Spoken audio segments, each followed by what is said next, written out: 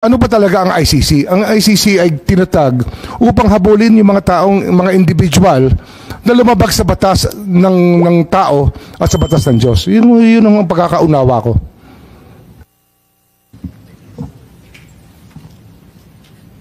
Kung yung ICC may jurisdiction at hindi pa nag-umpisa ng anumang investigasyon nung nakaraang taon, nung Nobyembre, anong ibig sabihin ng presidente nung may pagbabago?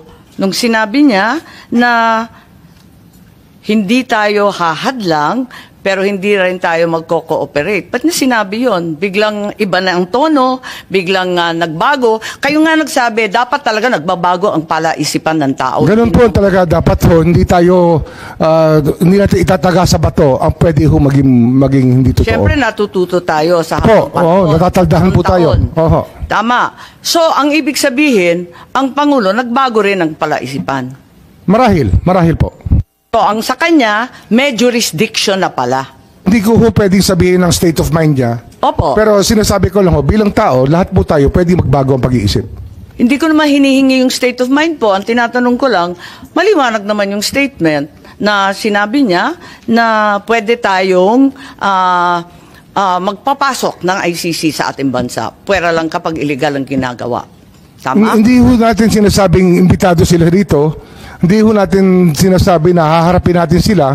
Ngunit ang tao ho ay labas-pasok sa Pilipinas. Pero hindi tayo po ay mga being very hospitable people, we welcome all people who want to partake of the beauty of our country. Ayun po yung ating pinag-uusapan dito. Pero hindi po ba yung mas maagang mga statement, yung mga unang statement, talagang hindi daw siya lalahok sa anumang investigasyon. Ngayon, hahayaan lang niya.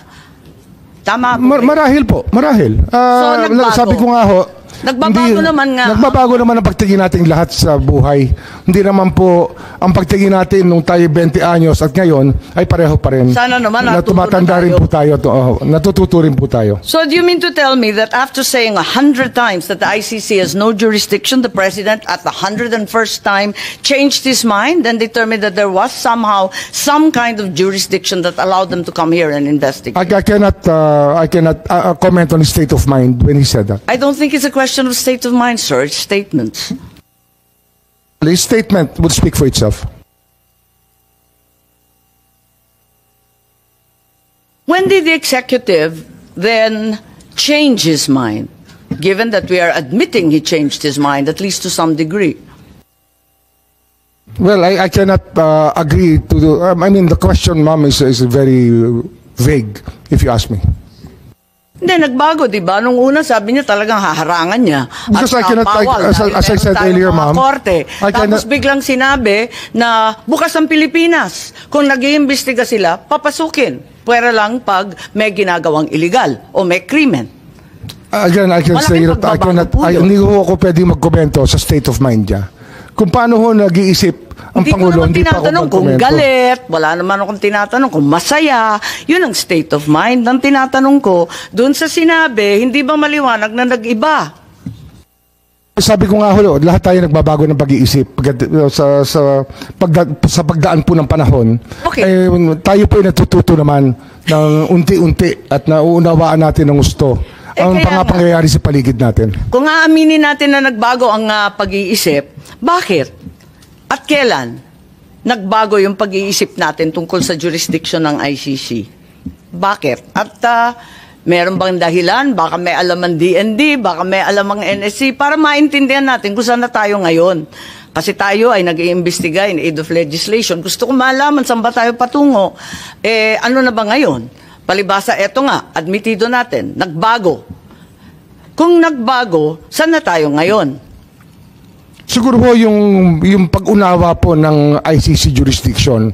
Kasi nung nag-aapela pa tayo sa ICC, na sinasabi natin na hindi tayo saklaw dito, marahil yung isang pagising natin sa katotohanan na ang hinahabol ng ICC ay hindi naman bansa, ngunit individual.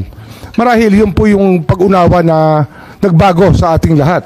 Kasi hindi naman po estado natin ang hinihimok ng ICC, kundi po yung mga individual dito na nagkasala at yung naging biktima po ng mga krimen at ng mga pamilya po ng mga biktima ng mga pagpatay nung panahon na yun. Okay. At sabihin natin may limited cooperation sa ICC. Sabihin natin, nung 13 November, si ASEC ES Bersamin pala, ay nagsabi that if the ICC refers the process to Interpol, which may then transmit a red notice to the Philippines, the government will feel obliged to consider the red notice. Parang may ganon, may statement ba dyan? Yung kay ES Bersamin. Alala ko po yung statement na yun. Panaalala po niya. Opo. Oo. So, yung pagbabago ay malinaw kasi pati si Executive Secretary diniin na nagbago nga talaga. Tama po ba? Kasi sabi niya, kapag may pulang notisya. Marahil ho dahil ito sa mga karanasan natin sa mga nakaraang buwan na tumutulong po ang Interpol sa ating bansa. Kaya ang paggalang natin sa Interpol ay ganun-ganun na lamang.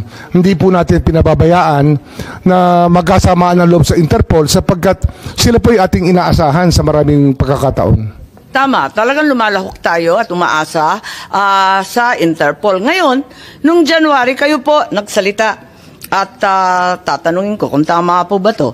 At sinabi na the Marcos administration ay uupo kasama na ng ICC. Talagang uupuan na natin to discuss certain areas of cooperation. So, hindi na no cooperation, no blocking, no limited. At tatalakayin ang ibang mga areas kung pwede, kung saan pwede makipagkaisa. Tama ba yun?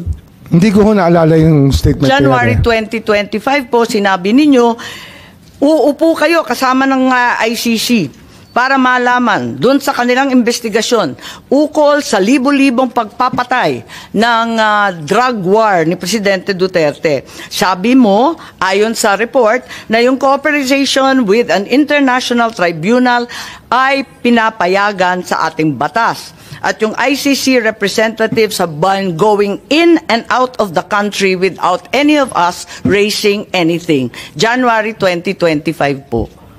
So ano ho yung tanong? Ang sinasabi ko, what happened to the President's statement that the government will not lift a finger? And what happens to your own assertion that there will be no blocking but no cooperation? Ngayon, nakikipagtungo na tayo sa ICC. Hindi, yun po yung sinasabi natin, nagiging bukas ang ating isipan, ngunit hindi po natin ginawa. Hindi po tayo nakiupo, hindi tayo nakipag-usap. Yun po yung malinaw sa lahat. Pero handa kayo noon, ngunit hindi natuloy. Ganun po ba? Marahil ho, kung meron hong tutulay, pero wala naman hong tumuloy eh. Kaya wala hong nangyari.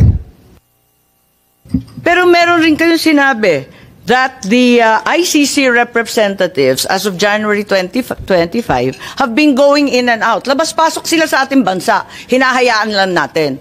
Hindi ko po hindi ko ho alam yung pagpasok at paglabas nila. Meron po wala akong kaalaman sa pagpasok at paglabas. Marahil sa kanila pag-iimbestiga, labas-pasok sila dito. Ngunit wala akong nagsasabi sa akin na ICC po yung labas-pasok dito. Wala pong akong report sa immigration, wala po akong report sa ating mga. Kayo po nagsabi, kaya ako nalaman na may ICC representatives na labas-pasok dito sa ating bansa na hindi tayo umaalma, hindi tayo nagre-reklamo. Yun na ang pagkasabi po ninyo eh. Sabi nga namin dati pa, kung wala ho silang nilalabag na batas, ay malaya po silang maglabas-pasok sa ating bansa. Katulad po ng kahit sino pang turista o sino pong nais bumisita sa ating bansa. Iba po yung pakay ng turista, iba naman yata ang pakay ng kinatawan ng ICC. So, nag-iba na talaga.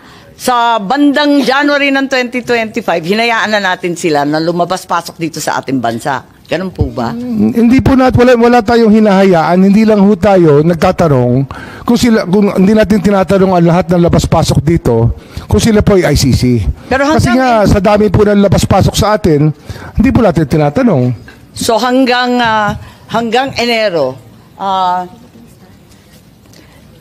Enero nitong taon talagang maliwanag na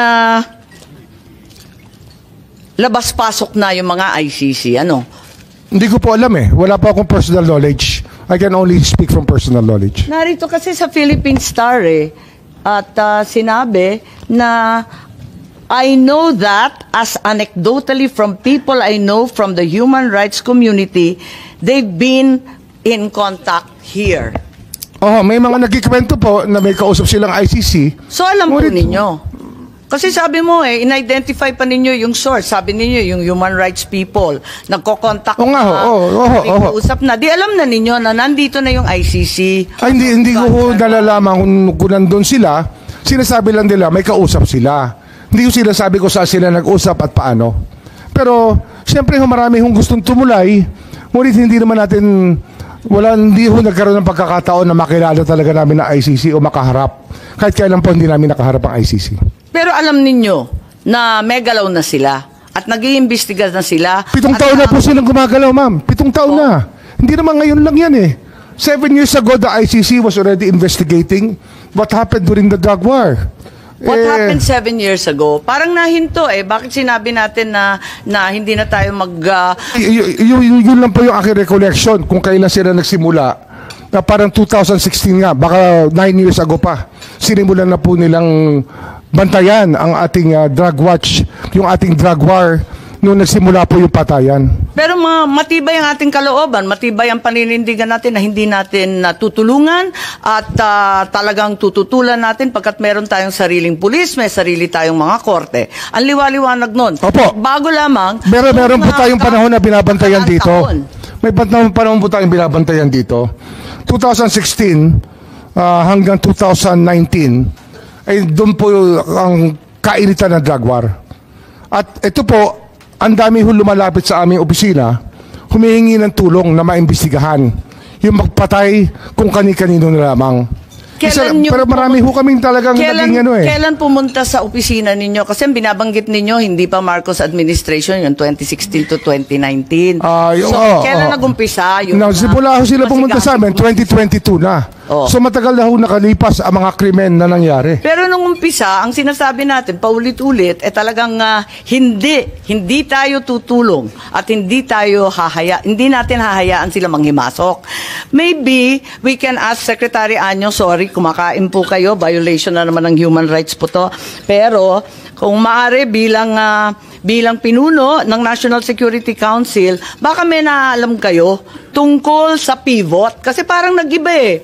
Di nag-iba. Bakit nag-iba? Nung una, ang tindi ng ating paninindigan na hindi kailanman tayo tutulong sa ICC. Biglang lumambot. Nahahayaan natin pag pumasok sila. Tapos, pagkatapos nun, meron ng statement, uupo tayo. Kung may mamamagitan, pag-uusapan kung saan tayo pwede tumulong. Meron ba kayong alam, Secretary Anyo? Kasi maraming nagsasabi na kayo daw ang dahilan kung bakit nagbago ang isipan ng ating administrasyon. Madam Chair, palagay ko po ay walang basis po yung ganung klaseng allegation sapagkat ito po ay legal na usapan at hindi po kami nag-focus sa legal na usapan sapagkat ang sa amin po ay on the lens of national security. Tapos wala rin po kaming na-monitor na pumasok dito ng mga ICC investigators nung sinasabi ng mga panahon na yan. So,